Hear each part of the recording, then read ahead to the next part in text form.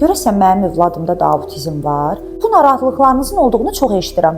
Hətta bəzi valideynlər deyirlər ki, əvvəllər sözün düzü düşünürdüm, qorxurdum bundan. Sonra oxudum, gördüm ki, autizm əlamətləri göz kontaktının olmaması, adına reaksiyanın olmaması, əllərini yelləməsi, bilmirəm, başqa takıntılı davranışlar. Mənim övladımda o vaxt o davranışlar yox idi. Ona görə də müraciət etmədim. Əziz valideynlər, birincisi, autizm diaqnozu bir əlamətlə və yaxud da 3 əlamətlə qoyulmaz.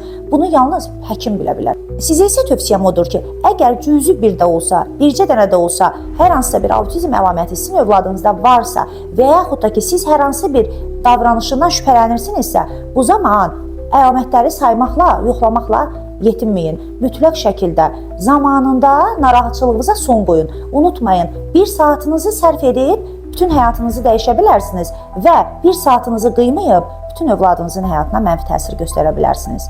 Tövsiyəm odur ki, bir narahatlığınız varsa mütləq şəkildə həkimə, mütəxəssisə müraciət edəsiniz zamanında.